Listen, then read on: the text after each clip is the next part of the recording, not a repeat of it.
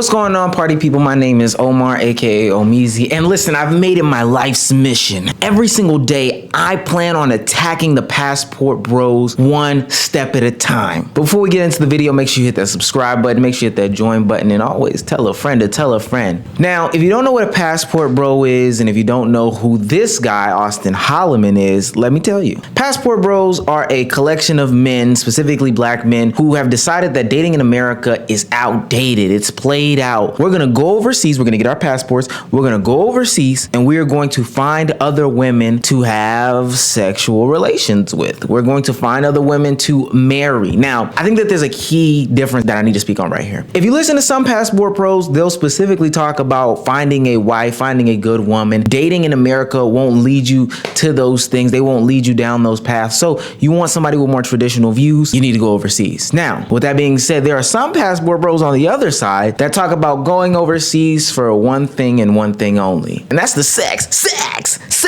All they talk about is sex in their videos. All they talk about is how easy these women are and how they'll come home with you on the first night and different things like that. Now, those people apparently aren't with all the passport bros, but they get intertwined too easy. Some people can't stay on their mission and stay on their path. So some of them get caught up in translation. Listen, I know a lot of people are sitting there thinking like, yo, Omar, what's wrong with being a passport bro? There can't be anything wrong with it. Like, I don't understand what the issue is here. Two adults having consensual sex in another country, there's nothing wrong with that. Wrong, you're wrong. Let me tell you why. So the problem is with the passport bro ideology, you know, mail order brides have been around since eons ago. People have been doing that. They'll get people from other countries because they're finding it hard to find a wife in America or wherever. And they specifically target women in quote unquote third world countries that are Eastern by status on the globe or beliefs or non-traditional or non-modern beliefs. That's what they're targeting right there. That's what they're going after. And so they want to target two places, and those two places that I'm going to specifically talk about this day and age is Brazil and Thailand. Now, these are two countries in which prostitution is not regulated, sex work is not regulated. They have a huge issue with things like human trafficking. When you look at some of the statistics in Brazil, whopping numbers. When you look at some of the STD rates in these countries, whopping numbers. And then to put the icing on the cake, they also have a problem with child trafficking. Yes, there is an Epstein Island type situation going on in these places. So when you actively go over there and participate in some of these things, you may think it's hunky-dory and you don't mean any harm, but a lot of times you are participating in the human trafficking. You are funding that empire. So inherently, these men are creepy. And then this happened. The first thing I noticed was how beautiful she was. She looked totally different than any of the other girls I've seen here. Then I noticed them big old legs up under them genie pants she was wearing. I was like, ooh-wee! She was trying to hide it, but I could clearly see this was not your average everyday Thai woman. There was something different about her. I immediately whipped out my camera so in case I never saw her again, I would always have this memory. Tell me you couldn't get used to this. How you say beautiful? Huh? How you say beautiful? Yeah, suai. Yeah, talk that talk, baby. Beautiful.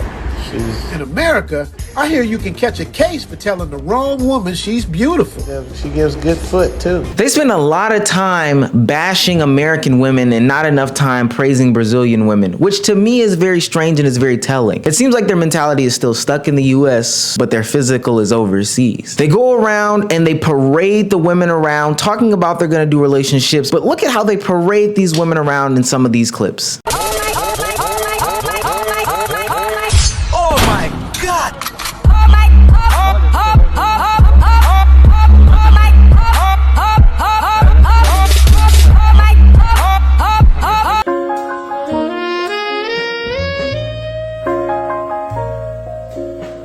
I mean, this stuff is just totally creepy to me. I don't know. And when you look at statistics and you realize that in America, specifically black men, African-American men outnumber their counterparts, African-American women, by large percentages in a lot of major cities, it doesn't make sense to me why you don't have success here. Now, some of these men are older. Some of these men are ugly. They're not traditionally attractive, but it doesn't make sense to me for one guy, and he is the leader of the Passport Bros movement currently. Meet Auston Holleman. Now, Auston Holleman is a 23-year-old barber from Texas somewhere, traditionally attractive guy who has been leading the charge in the Passport Bros movement. He has been in Brazil just going rampant. Whole YouTube channel is based off of the fact that, hey, America sucks. This is why it sucks. Dating here sucks. I've given up here as a young man and I am over in Brazil, and I'm going to tell you about dating in Brazil. But where Auston Holleman loses himself is that he's telling a double-edged message. You see, recently he's been run out of Brazil. Since my name has been slandered around and misinformed to the majority of the people, well, it seems like the majority of Brazil, but a lot of people in Brazil, it's not safe even if I wanted to come back. If I wanted to come back to stay in Brazil, it wouldn't be safe because my name has been slandered and everybody's been geared to hate me, to think that I'm some sort of sex tourist that's telling men that, oh, Brazilian women, and I'm not saying this because I know some of y'all still gonna watch this English version first and misinterpret it. I am not saying Brazilian women are easy for everybody. And in his apology message about getting ran out of Brazil, he talks about how his intention was never about sex on this channel, how it was always about dating. My intent was never to promote sex trafficking, sex tourism, or exploitation of women. My original intent, and still my intent, was for men, like I said, that have worked on themselves, that cannot find what they want in their home country, in this case, the United States. My message was that, hey, women in Brazil still appreciate and will still value the work that you've done of yourself, and you'll find a fulfilling relationship in this country. Now, he can talk about how he's about dating and how he's not for sex work with women. It's just not about sex tourism. However, he routinely frequents the most notorious places in these countries for sex work. I mean, being in Bangkok in the red light district, come on, bro, we know what you're down there for. That's like saying you're going to Amsterdam and you're not gonna smoke weed. It doesn't make any sense. I want to keep that 100 with you, okay? Not every single woman in Brazil is like what I'm describing, but about 90% of them are true to what my videos are. Coming from the States, 10% of the women are like the women in Brazil, fit, appreciative, etc., etc. So if you feel like you're not getting enough appreciation from Brazil, from American women, come to Brazil and I can promise you'll have a change of reality. Number 4, they don't give side hugs after dates. This goes with appreciation. I mean, even to his own admission, he talks about paying for sex. I did pay 2 times in Medellin.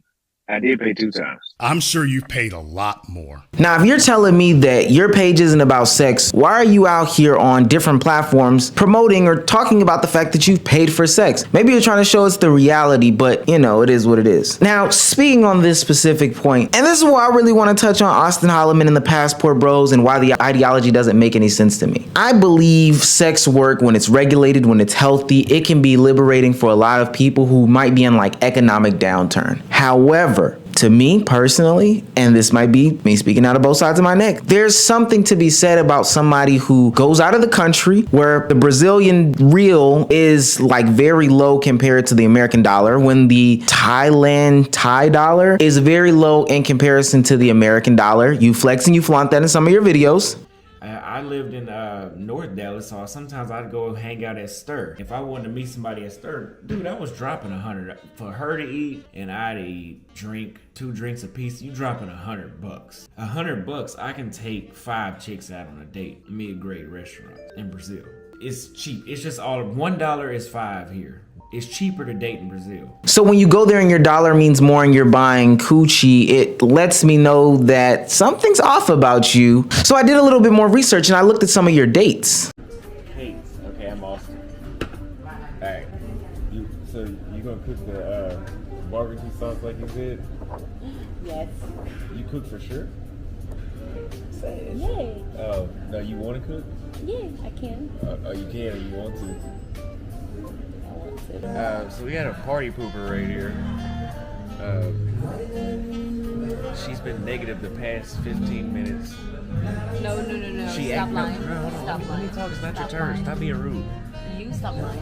Stop being rude. Now, if you're telling me that some of these snippets right here are from somebody who is sane and is a high value, high attractive man going on a date, you're wrong. You're wrong. This guy is a creepy person. It was a shit test. Because she's used to sitting at the table with dudes that she can act like that with, and then they flip out and get emotional. But I'm stoic, remember that? Her and all her yelling and all her energy. I told her energy can neither be transferred. Hold on. I told her energy cannot be created. Hold on. Oh my God. I told her energy cannot be created nor destroyed. it can only be transferred. So she can transfer the energy to me because she's really energized about nothing. Can I joke with you again? Can I joke with you again? You gotta be ashamed of yourself. Joke for you because you said that you didn't say anything, so I did it for you. Well, now the camera's on, she doesn't want to laugh, but she was laughing a minute ago because she told me to come sit on the side of the booth with her. Yeah, a lot of what he's giving off is just very cornball-like. It's just super cornball. Is who? Your friend? You don't know her. She claims she knows this girl right here on this billboard. I don't think that's true. This is where my hug at personified in a person. Like if I ever seen somebody that asked where my hug at, it would be this person right here. So if you look at this common theme from like this person, Auston Holleman, and the person that I showed a little bit earlier, these guys seem to be like socially awkward and not able to hold like conversations with women. And there's nothing wrong with that. If you got money, you need to go spend it in other countries and get women, but don't put on this disguise that you're doing it because women in America are this, that, and the third. They just don't like you. Complaining about a side hug, really, no, for real though, a side hug. Number 4, they don't give side hugs after dates. This goes with appreciation. I'm not saying a woman has to have sex with you for her to appreciate you after a date, but at least in Brazil, even if she's not into you like that, more than likely if she's not into you, she won't be going on a fucking date with you. She'll give you a regular hug, and more than likely she's gonna give you a tongue kiss and everything. Guys, I've had women that, you know, if you give some bad dick out, you're not getting a phone call back, right? So I did that in Brazil one time. I gave some bad dick out one time, and she still gave me a hug and still tongue kissed me and still gave me this illusion that she was still into me. That's just how they are. Me personally, I've never been on a date and the date ended in a side hug, but I've also never been in a situation where I've been in a date and had them stare at me at the table while I was talking because I'm talking about this is a setup, a stink up. What did he say? A shit test? I've never been I don't even know what that is. And then in some of the snippets of his video, he's showing his perverse side, videotaping this woman as she goes up the steps because you're trying to get a specific shot. Come on now. You're doing stuff as like a perverted old man and you're a 23-year-old young man. I can't believe that somebody would give up on dating this young in America and go ahead and set their horizons for a place in which they know there would be an established power dynamic. But a creepy weirdo loser would do such things. Even with some of the like terminology and some of the talking points that you use in your videos, like they let me know that you're unapproachable or you're just corny by nature. And I know some people got mad about the guys that I did a video on just a couple of weeks ago that said black chicks don't like us in this country. But even those guys didn't just jump ship from America and fly across seas to have this power dynamic. This is a new level of corny man. This is a new level of corny man. This channel is not about sex tourism. There's nothing about this channel that is me promoting men go to other countries to buy sex. Let me make that clear. I do not promote men buying sex, and I've said that. I've said, guys, if you go to these other countries, do not just mess with the pros, because I can't stop y'all from doing that. We can't complain about American women and then go deal with women that everybody can get. Go meet you a genuine woman that genuinely likes you. Brazil, Thailand, I don't care where you go, and deal with her. Do what you want though, but that's what I'm promoting. I wouldn't go around asking prostitutes when do they expect to get married. How soon do they go home? I know how soon they go home. Look, his conversations and talking points are very contradictory in his videos. In one breath, he's telling you don't deal with the pros and don't deal with everyone that everybody can get. But in another breath, he's telling you about him paying for sex. I did pay 2 times in Medellin. I did pay 2 times. I'm sure you've paid a lot more. Listen, Auston Holleman can't even fund these escapades. He has a GoFundMe set up because he's a struggling barber. So I guess he's not one of those high value men from a financial standpoint that The Godfather talked about to even just continue his interest. But if you want to go fund his GoFundMe, go ahead, doors over there. But listen to the young men out there, please don't become one of these passport bros. They're cringy, they're losers. Statistically speaking, the odds are stacked in your favor in the United States, especially if you're like single. if you're not in jail, if you're heterosexual, you got 3 things going for you that's great. Now, if you got a job, you got a car, you got an education, you got all your teeth, all these things are gonna add to you as a person in the United States, especially those in like major cities. You shouldn't have a hard time dating anybody. You should not have a hard time dating black women specifically. I was told that in Atlanta, the ratio is 1 to 23. Now, if you're telling me that you can't find a woman that fits you, even from a sex standpoint, because these guys are not talking about dating, they're talking about sex. Even from a sex standpoint, in those 23 women, come on now, something is absolutely wrong with you. But Auston could be loosely related to those 2 guys that I looked at, not too long ago, where they said black chicks don't like them. So maybe he's like the final step in stage. Check out those guys, because I got into them as well.